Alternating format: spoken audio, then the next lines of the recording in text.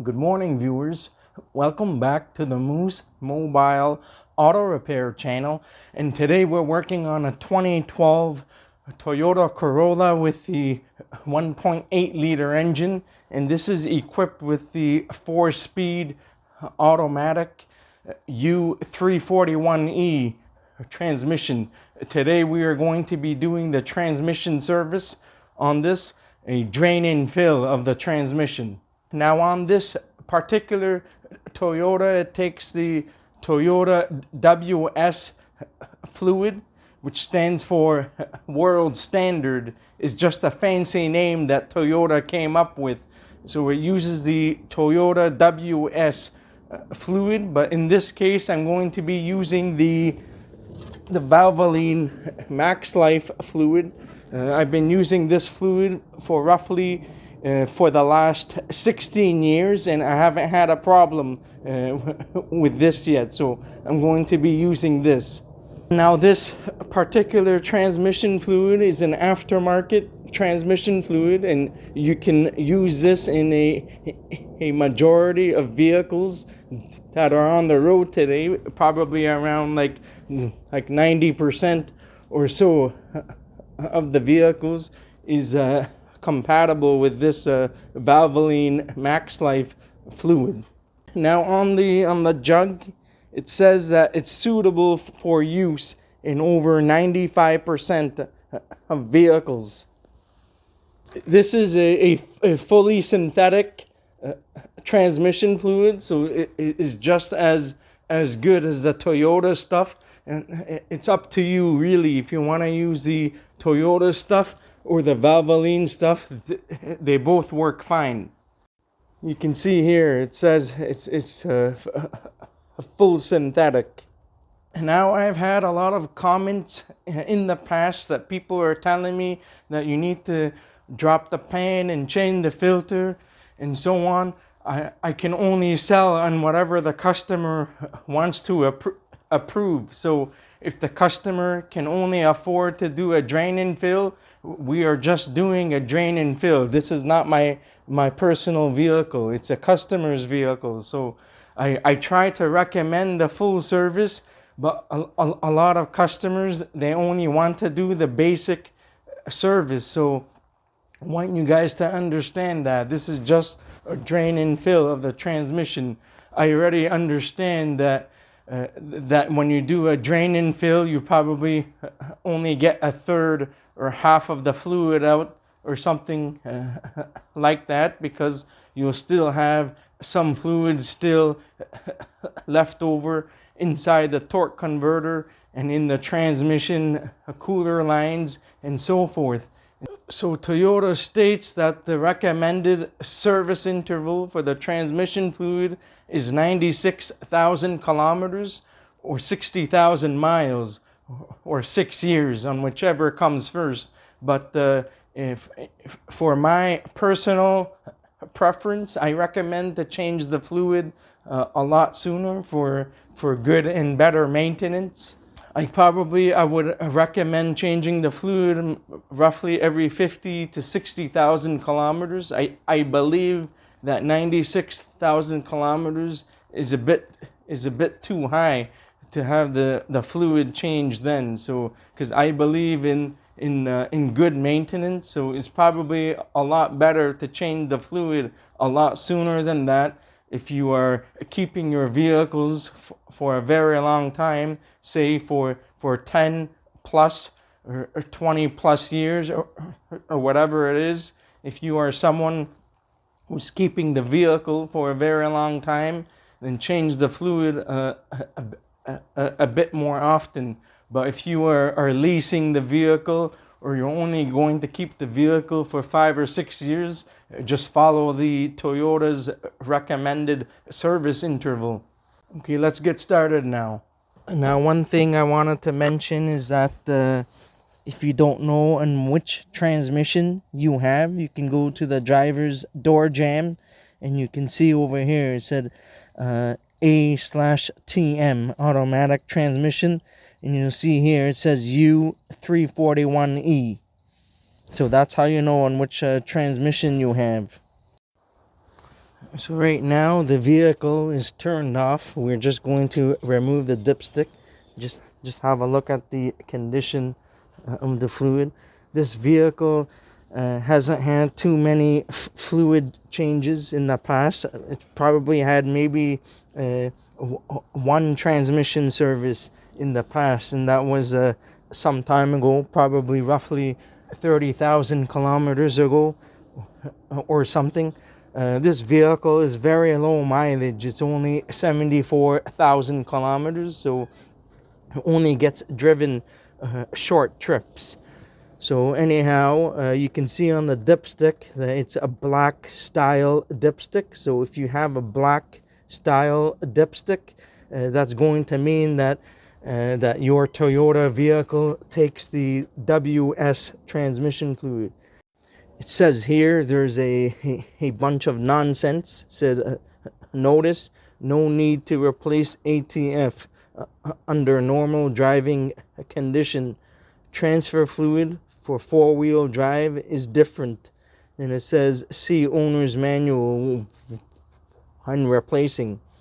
And this is just a total bunch of nonsense that they put here, so I would just completely ignore that.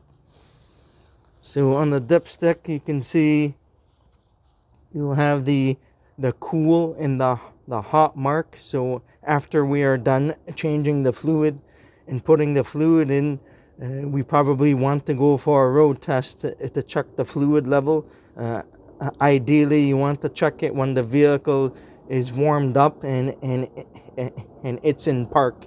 You want it to be in between the two notches here on where the hot range is. So I'm just going to leave the dipstick out, and then I'm going to raise the vehicle and drain the fluid. So before you drain the fluid, it's ideal that you have already driven the car for probably like 10 to 15 minutes first, so that the fluid is nice and warm or hot, so it will drain a lot faster, and you'll be able to get more of the contaminants out. So in this case, I have a measuring container, which is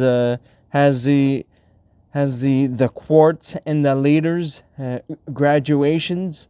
So it's a graduated container. So it has all of the numbers on how many liters that you have caught from the transmission. So I'm going to be using this to measure how much of the fluid comes out.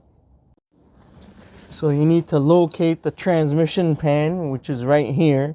It's on the driver's side. So this is a 10 millimeter hex or Allen key. So we're just going to use a 3/8 ratchet and a 10 millimeter hex bit. Just insert it all the way. If you need to, if it's too like rusty, probably remove the ratchet. You could use the ratchet to hit on here. Use a small hammer to make sure that it's all the way in, so you don't strip or round off the drain plug. So we are going to crack it loose.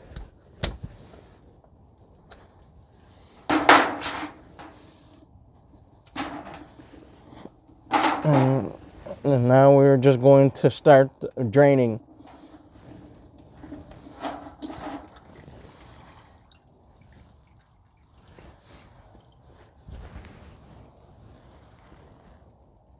So all of the fluid is draining out now, so we're just going to wait until this is all finished.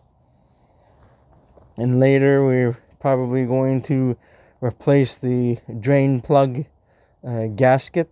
There's a gasket here that needs to be replaced every service to prevent leaks. So it's still draining. In the meantime, I replaced the drain gasket with a new Toyota drain gasket or crush washer. I will post the part number in the description and comments section, and I'll put it up on the screen. So here's the old drain gasket, and here's the new one. And you can wash this clean and wipe the drain plug with some brake cleaner and a rag or a shop towel, and make sure that it's clean before you reinstall the drain plug.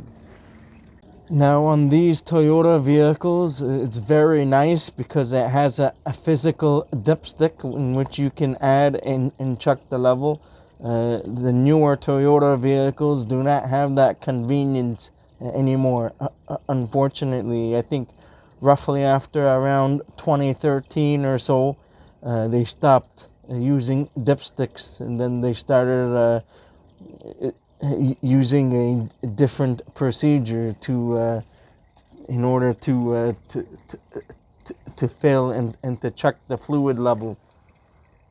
So it's still draining. It's almost done. I caught roughly around like 3 liters. So after we're done, we are going to put 3 liters in, and then we are going to go for a road test, and have a look at the fluid level. There's usually a specified temperature somewhere. I think I would have to check on service information to see on what that temperature is. Otherwise, you can just drive the vehicle for maybe 10 to 15 minutes and come back and check the dipstick and make sure that it falls in between the hot mark, and then you should be fine after that. So once it's done draining, you can close it up. You can wipe down the area and then close it up.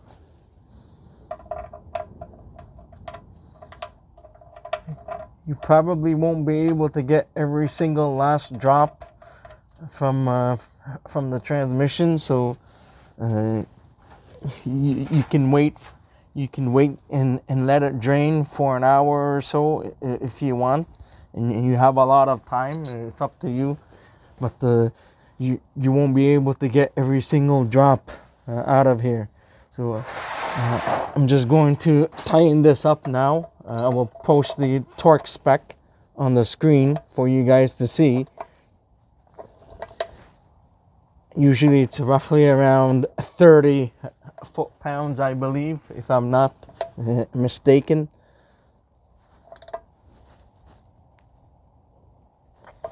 You can just go by feel and just tighten it up snug, and that should be all right. We are going to wash the area down with some brake cleaner.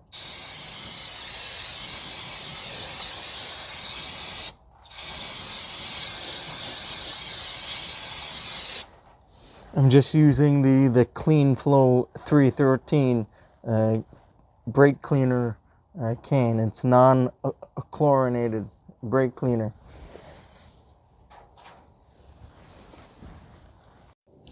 So you can see here we caught roughly around 3 liters and a bit, maybe 3.25 liters. So this is the old dirty fluid. And then this is the clean fluid. I already filled it up. I might put a tiny bit more, 3.25 liters clean fluid.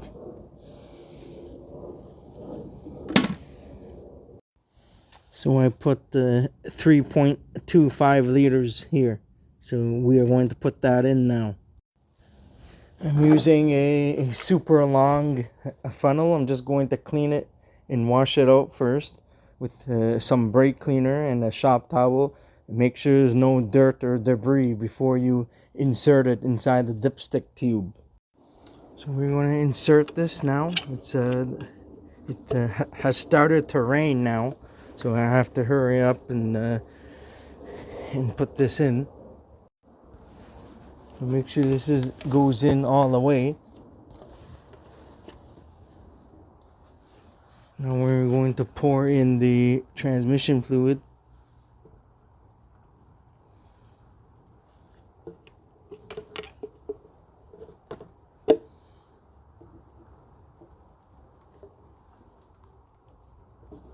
I may have to use a different funnel because this one it leaks out a tiny bit, so it's just the way the design is.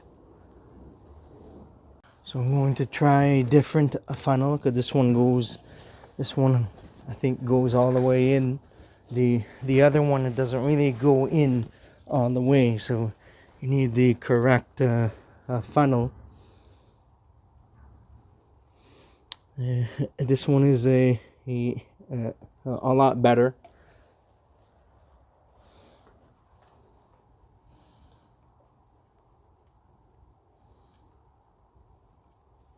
In some cases, you may need to pour the fluid in very slowly.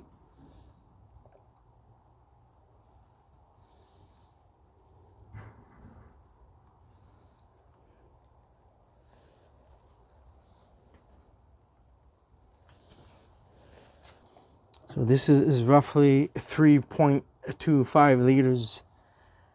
Now, in some cases, you may be able to put on whatever came out to put the same back in, but in other cases, you may need to top up the fluid because the fluid expands when the transmission heats up. The fluid is going to expand.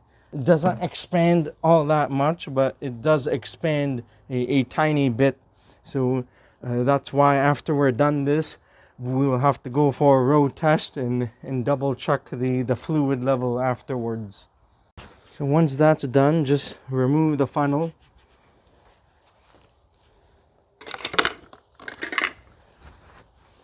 And clean and wipe down the dipstick and reinsert it.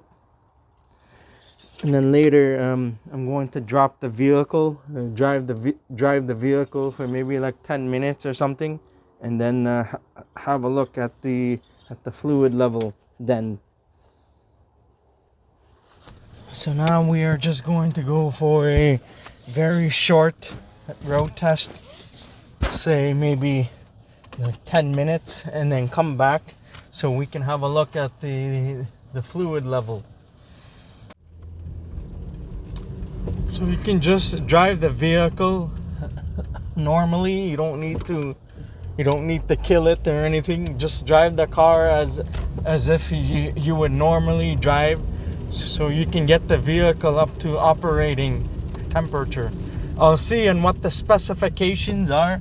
There's usually a spec for on what the temperature is, but you don't have to do that. If you don't want to, you can just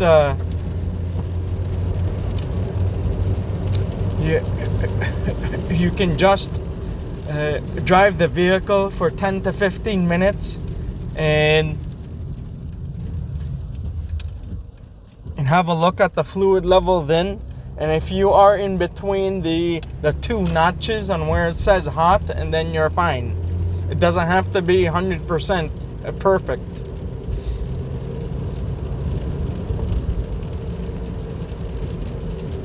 So it just has started to rain quite a bit now, so I did manage to finish the service just before it rained, and I had to do other services as well on top aside from the transmission fluid. This vehicle hasn't had a transmission service in the last maybe like 6 years, but the car, it didn't get driven very much in the last 6 years, probably not even like 15,000 kilometers, 15,000 or something kilometers. So the customer doesn't really drive much, just a lot of short trips here and there. It's only 74,218 kilometers now. So we are back. Make sure you're idling in park, and it's best to get it at level ground if you can, but there's a tolerance for a few degrees or so off, so it's not really a big deal. This driveway is just a very slight incline, so it should be okay. It's not really a big deal. If you're 5 degrees off, it's okay, as long as it's not like too much off, not on a big hill, and you're okay. You can check the level. Now, ideally, if you want to check it on the street and where it's flat, or inside a garage, where it's relatively flat, then that's when is the best time to check the level. So I'm gonna keep the car running, idling in park. So I'm just going to get a clean shop towel. Let's check the level. So pull the dipstick out and wipe it.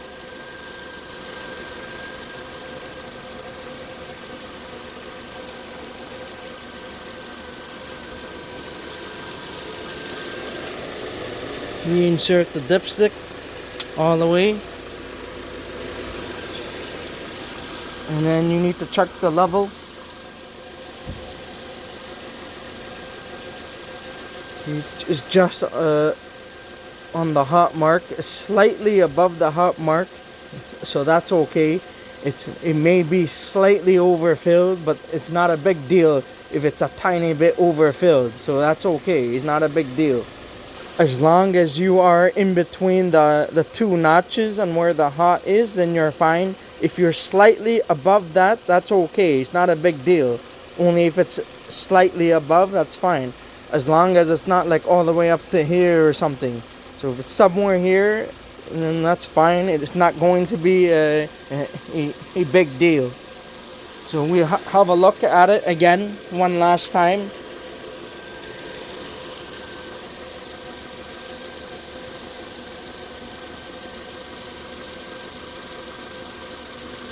It was just right here now. So the level is okay on this. Just slightly above hot, but that's okay. If you want to take out some fluid, you can use an extractor tool to extract some of the fluid, but a little bit overfilled is not going to be a big deal. So I have an extractor tool that's like this, and there's like a hose. I can insert it inside the dipstick tube in the vehicle to suck some of the fluid out in case if I overfilled the transmission by too much. I'll use this to suck the fluid out, and then cycle through the gears again, and then have a look at the dipstick again. If in any case that the level is too low, then you would need to top up the fluid a specified amount. Probably top up like a 1/4 liter at a time. You don't want to fill up the transmission too much, and then you would have to go back in the vehicle to cycle through the gears from park to reverse to drive and back and forth. And between each gear, probably wait like 5 seconds and go back and forth to cycle through the gears, and then check the level then after topping up, because you can't just top it up and check the level. It's not going to work. The fluid has to circulate in order for you to get the proper level. So if you have to top it up, make sure that when you top it up to go through the gears first, and then have a look at the dipstick again to see that if the level is okay.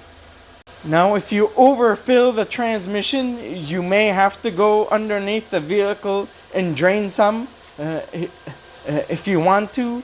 Otherwise, if you have like a specialized extractor tool, oil sump or extractor tool, you can insert the tube inside to suck some of the fluid out, and then you can recheck the level then, but you have to go through the gears again and then recheck the level, because you will not get an accurate reading. So that's it for this one. That concludes the video of changing out the transmission fluid, the drain and fill of the transmission fluid of this video. That's it for today. If you enjoyed this video and found it helpful, please don't forget to give it a like, and please consider subscribing to my channel if you're not already a subscriber, and please don't forget to hit that bell notification if you haven't done so. And I'll see you guys in the next one. Have a good day and take care.